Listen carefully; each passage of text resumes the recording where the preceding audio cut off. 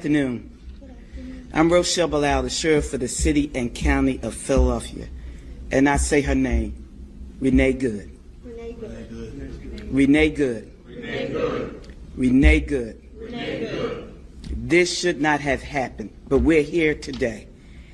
Let know that law enforcement professionals, real ones, not the fake made up ICE, probably Trump's new army to attack citizens of the United States. Did you hear what I said? No law enforcement professional wears a mask. None. None. Those that come into our communities wearing a mask to commit crime, thank God for our district attorney, Larry Krasner, who say he's going to lock them up. And I'm saying now, we are not going to whisk you away for them to hide your identity, because when you do it there, you're getting arrested there. No whisk away for them to hide you. None of that here. None of that here. Law enforcement professionals do not shoot at moving vehicles. I'm not saying fleeing, because she wasn't fleeing. She was getting out of the way. Law enforcement professionals do not stand in front of moving vehicles invoking an action that is illegal. No, we don't. And so we stand here today with all those who stand against the made-up, fake, what you can call ICE, professional law enforcement. I don't call them none of that. I call them made-up, fake, wannabe law enforcement. Because what they do is against not only legal law, but the moral law. So I'm with the DA, and we will work with them. If any of them want to come in this city and commit a crime, you will not be able to hide. Nobody will whisk you off. You don't want this smoke, because we will bring it to you. And the fake, whatever they call them, because I can't say the name, but the criminal in the White House would not be able to keep you from going to jail.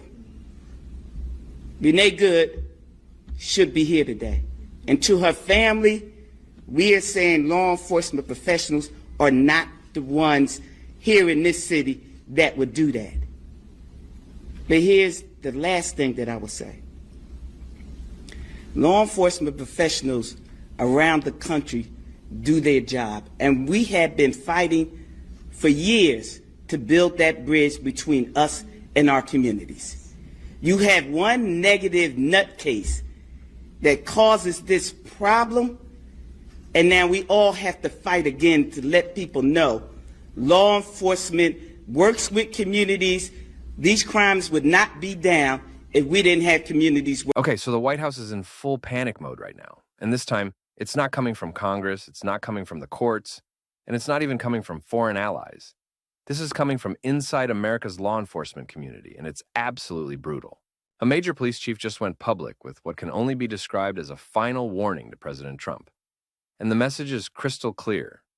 If the administration keeps pushing in this direction, if it keeps trying to use federal power to override local law enforcement, if it keeps threatening to deploy troops into American cities without proper coordination, then police departments across the country are going to stop cooperating with federal agencies altogether. This isn't just tough talk from one angry chief. This is a shot across the bow that represents a massive breakdown in the relationship between the White House and the very people Trump claims to support, America's police officers. And what makes this so dangerous is that we're talking about the fundamental structure of law enforcement in this country, the balance between federal authority and local control, and the question of whether a president can simply order police chiefs around like they're part of his personal security team. Now, before we go any further, let's talk about something important. You're watching this story unfold in real time, and you can't really trust mainstream media anymore to give you the full picture. They'll give you the headline, they'll give you the soundbite, but they won't give you the context, the institutional implications, or the real stakes of what's happening right now. That's why we built US Power Alert, to bring you real stories, real context, and no corporate spin. We're not here to tell you what to think. We're here to give you the information you need to think for yourself. If you want to stay ahead of the headlines, make sure you subscribe to the channel right now. We bring the news straight to you every single day, breaking down the stories that actually matter, the ones that affect your rights, your community, and your country. Just hit the subscribe button below to join us. And if you want to support this work and be part of a community that truly cares about the truth, this is your moment. Subscribe right now and let us know in the comments what you think about this story, because this is exactly the kind of moment where your voice matters. All right, let's get back to the video. An agent, any ICE agent, is going to come to Philly to commit crimes, then you can get the F out of here. Because if you do that here, I will charge you with those crimes. You will be arrested. You will stand trial. You will be convicted, whether it's in state or federal court. It's my office prosecuting it. That's how the law works. And you will do your time. Here's what happened. The police chief we're talking about is from a major American city, a city that's been dealing with rising crime, federal pressure, and a White House that keeps threatening to send in federal agents or even military personnel to quote-unquote restore order. The chief held a press conference earlier this week, and it was one of the most direct, unfiltered public warnings we've seen from a law enforcement official aimed at the president. The chief said, and I'm paraphrasing the core message here, that local police departments are not extensions of the White House, that they answer to their communities and their city governments, not to the president, and that if the administration keeps trying to federalize local law enforcement or bypass proper channels to deploy troops into American cities, then police departments are going to cut off cooperation with federal agencies. That means no more joint task forces, no more information sharing, no more coordinated operations with the FBI, DEA, ATF, or Homeland Security. The chief made it clear that this isn't about politics, it's about respect, it's about the Constitution, and it's about the fact that police officers took an oath to their communities, not to the president. And here's where this gets really serious. The chief specifically called out recent White House rhetoric about using the Insurrection Act to deploy active duty military into cities to handle crime or protests. And he said that doing so without coordination, without local consent, and without proper legal authority would be a catastrophic mistake. He said that police officers are professionals, that they know their communities, and that they don't need federal troops showing up unannounced to do their jobs for them. He also said that if the president tries to override local control, if he tries to turn police departments into political tools, then he's going to lose the very people he claims to support. And then came the final warning, the line that made national news. The chief said that if the White House keeps going down this path, law enforcement leaders across the country are prepared to make a unified stand. And that stand could include a full withdrawal of cooperation with federal agencies until the administration respects the boundaries of local authority. Now, let's talk about what happened behind the scenes, because this press conference didn't come out of nowhere. According to sources inside multiple police departments, this has been building for months. The Trump administration has been pressuring police chiefs in major cities to crack down harder on crime, to cooperate more aggressively with federal immigration enforcement, and to allow federal agents to operate more freely in their jurisdictions. Some chiefs have been invited to the White House for meetings, where they were essentially told that if they didn't fall in line, the administration would cut federal funding to their departments. Other chiefs have been blindsided by federal operations happening in their cities without proper notification, sometimes involving ICE raids, sometimes involving DEA or ATF operations, and in a few cases involving discussions about potential military deployment under the Insurrection Act. The frustration has been growing, and it finally reached a breaking point when the White House started publicly criticizing police chiefs, who pushed back, calling them soft on crime, accusing them of being politically motivated, and threatening to go around them entirely by working directly with federal agencies or deploying troops. What made this police chief finally go public was a private conversation that leaked last week, a conversation between a senior White House official and a group of law enforcement leaders, where the official reportedly said that the president doesn't need permission from local police chiefs to deploy federal forces, that the Insurrection Act gives him broad authority to act unilaterally, and that if cities don't want to cooperate, the administration will simply bypass them. The chief who gave the warning this week was in that meeting, and he decided that enough was enough. He went back to his city, he consulted with his officers and his city council, and then he held the press conference where he drew a line in the sand. And here's the thing. Other police chiefs are now publicly backing him up.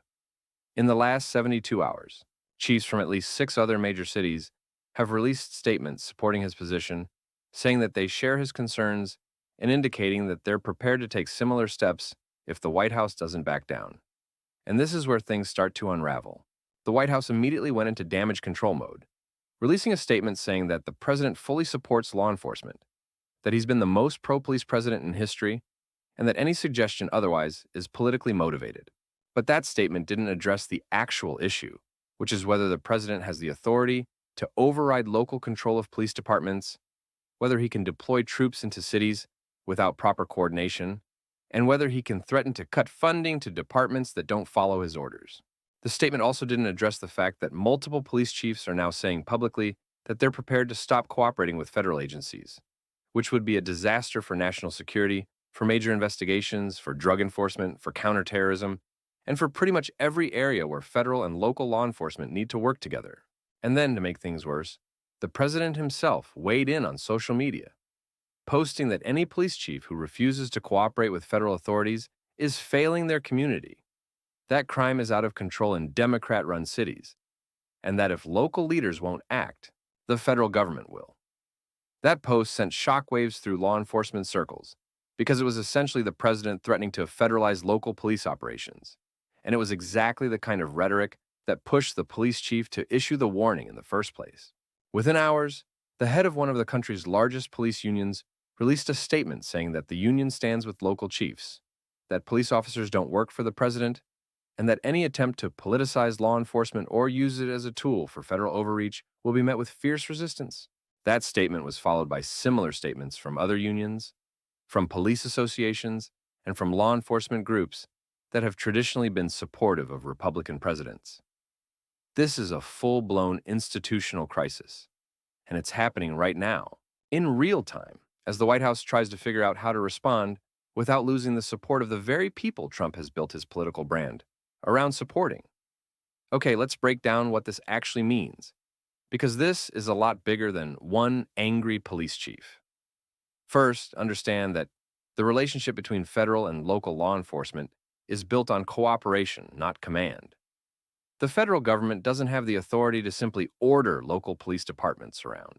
Police departments are controlled by city and county governments, they're funded primarily through local taxes, and they operate under local laws and regulations. The federal government can offer funding, it can offer resources, it can invite local departments to join federal task forces, but it can't force them to do anything. That's a fundamental principle of American federalism, and it's one of the key protections against federal overreach. The reason this system exists is because the founders were terrified of centralized power, and they specifically designed the Constitution to keep law enforcement as decentralized as possible. Local sheriffs and police chiefs answer to their communities, not to the president. Second, the Insurrection Act is real, and it does give the president significant authority to deploy federal troops domestically, but it's not a blank check. The act was passed in 1807, and it allows the president to use military forces to suppress rebellion, insurrection, or domestic violence in very specific circumstances. Over the years, it's been invoked during major civil unrest, including during the Civil Rights Movement and during the Los Angeles riots in 1992. But every legal scholar who's looked at this agrees that the act was designed for extreme emergencies, situations where local authorities are completely overwhelmed or where state governments are actively defying federal law. It was not designed to be used as a routine tool for the president to bypass local law enforcement whenever he disagrees with how a city is handling crime. And here's the critical detail. Even when the Insurrection Act is invoked, it's supposed to involve coordination with state and local authorities. The idea of a president just sending troops into American cities unilaterally, without coordination, without local consent, and without a genuine emergency, is something that legal experts say would almost certainly be challenged in court and would likely be found unconstitutional. Third, The White House's threat to cut federal funding to police departments that don't cooperate is extremely problematic, both legally and practically. Federal funding to local police departments comes through specific grant programs, and those programs have specific requirements. The president can't just arbitrarily cut funding because a police chief disagrees with him or refuses to follow his orders. That would be a violation of the Appropriations Clause of the Constitution, which says that Congress controls federal spending, not the president. If Trump tried to withhold funding from police departments as retaliation for not cooperating with federal demands, those departments would sue, and they'd almost certainly win. But even beyond the legal issues, there's a practical problem. Federal funding is important, but it's not the majority of police department budgets. Most police funding comes from local taxes. So if the president tries to use funding as leverage, he might hurt some departments, but he's not going to be able to force them to fall in line, and he's definitely going to lose their trust and cooperation. Fourth, and this is where this becomes a crisis that goes way beyond just law enforcement. If local police departments actually follow through on the threat to stop cooperating with federal agencies, the consequences would be catastrophic. Federal law enforcement depends on local cooperation for almost everything. The FBI depends on local police for tips, for surveillance, for arrests, for information about local criminal networks. The DEA depends on local drug enforcement units for intelligence and for joint operations. ICE depends on local jails for detainers, on people they want to deport. The ATF depends on local departments for help tracking illegal guns. Homeland Security depends on fusion centers, where federal and local law enforcement share information about potential threats. If all of that goes away, if local departments pull back and refuse to cooperate, then the federal government loses its eyes and ears on the ground. Major investigations fall apart. Drug cartels operate more freely. Counterterrorism efforts get weaker. And crime gets worse, not better, because federal agents can't replace the local knowledge and community connections that local police officers have. Fifth, this is happening at the worst possible time politically, because we're heading into the 2026 midterms, and crime is one of the top issues voters care about. Republicans have been hammering Democrats on crime for years, saying that Democratic mayors and governors are soft on criminals, that defund the police movements have made cities more dangerous, and that only Trump can restore law and order. But now you have police chiefs, many of them in cities that have real crime problems, publicly saying that the biggest threat to effective law enforcement isn't Democratic policies. It's federal overreach by the Trump administration. You have police unions that have traditionally supported Republicans now siding with local chiefs against the White House. And you have a situation where Trump's own rhetoric, his threats to deploy troops and cut funding, is driving a wedge between him and the very law enforcement community he claims to champion. Democrats are already using this. Within hours of the police chief's press conference, Democratic leaders were holding their own press conferences saying that Trump doesn't actually support police. He just wants to control them, and that his authoritarian instincts are turning law enforcement against him. Sixth, there's an international dimension to this that people aren't talking about enough, but it matters. America's allies watch how we handle domestic issues, and when they see a president threatening to deploy military troops into American cities, when they see police chiefs warning about federal overreach, when they see a breakdown in the relationship between federal and local law enforcement, they start to worry about stability. They start to worry about whether America's democratic institutions are strong enough to withstand Trump's pressure. And they start to question whether they can rely on the United States as a stable partner. This feeds into a larger narrative that Trump is eroding democratic norms, that he's more interested in consolidating power than in respecting constitutional limits, and that the checks and balances that are supposed to constrain presidential power are under serious strain. That narrative hurts American credibility. It makes allies nervous, and it gives adversaries like China and Russia ammunition to say that American democracy is failing. Seventh, let's talk about what this means for the average American, because this isn't just an inside-the-beltway power struggle. If you live in a city where your police chief is now saying he might stop cooperating with federal agencies, that affects you. It affects whether major crimes get solved. It affects whether drug trafficking gets disrupted. It affects whether terrorism threats get detected and stopped. It affects whether your local police department has the resources and support it needs to do its job. and it affects whether your community feels safe. But it also affects something deeper, which is the question of who controls your local police. Do they answer to you, to your city council, to your mayor, or do they answer to the president, to the White House, to federal demands that might not align with what your community actually needs? That's a question that goes to the heart of what kind of country we want to be. And it's a question that Trump's actions are forcing everyone to confront right now. Eighth, there's a legal battle brewing here that could end up defining the limits of presidential power for a generation. If Trump tries to deploy troops under the Insurrection Act without proper justification, expect lawsuits. If he tries to cut federal funding to police departments as retaliation, expect lawsuits. If he tries to federalize local law enforcement operations without legal authority, expect lawsuits. And these lawsuits won't just come from progressive groups or Democratic attorneys general. They'll come from police chiefs, from city governments, from law enforcement unions, and from states that see this as a violation of their sovereignty. The courts are going to have to decide whether the president can use federal power to override local control of police, whether the Insurrection Act can be used as broadly as Trump claims, and whether the Constitution's protections of federalism still mean anything when a president decides he wants to take control of local law enforcement. Ninth, and this is critical, the breakdown in trust between the White House and law enforcement is happening at a time when public trust in institutions is already at historic lows. People don't trust the media. They don't trust Congress. They don't trust the courts. And now increasingly, they don't trust that the federal government and local law enforcement can work together effectively.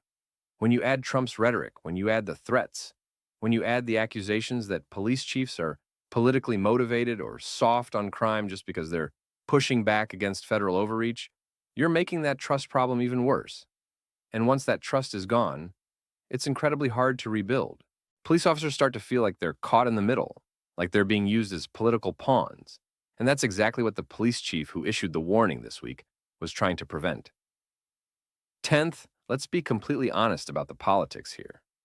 Trump built his entire political brand on being the law and order president, on supporting police, on saying that he would back the blue when Democrats wouldn't.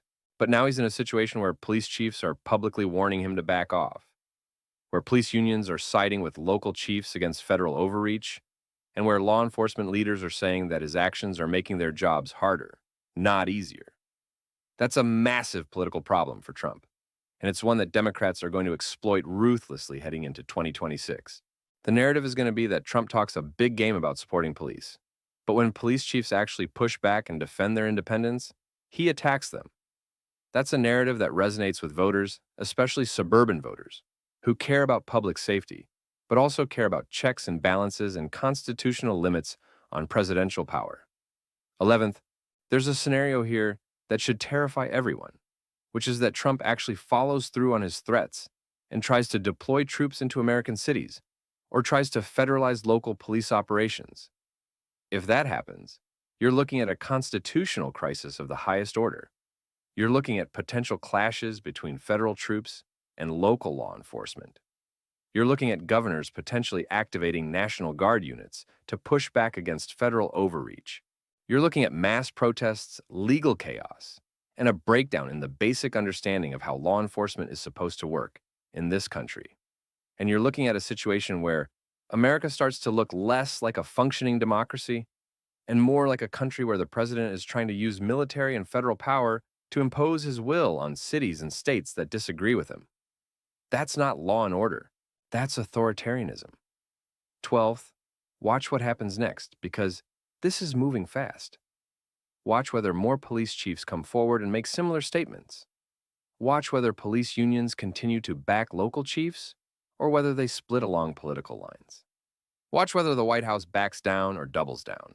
Watch whether Trump tries to make an example out of the police chief who issued the warning, maybe by cutting funding to his city or by sending federal agents in to operate independently. Watch whether Congress gets involved, because there are already Democrats talking about holding hearings on federal overreach into local law enforcement, and there might even be some Republicans who are uncomfortable with the idea of the president threatening to deploy troops into American cities. Watch whether any governors start to weigh in, because this is a states' rights issue as much as it's a law enforcement issue, and governors on both sides of the aisle are going to be nervous about the precedent this sets. And watch the courts, because if Trump tries to act on his threats, this is going to end up in front of federal judges very quickly. And those judges are going to have to decide whether the Constitution allows a president to do what Trump is threatening to do. So here's the bottom line.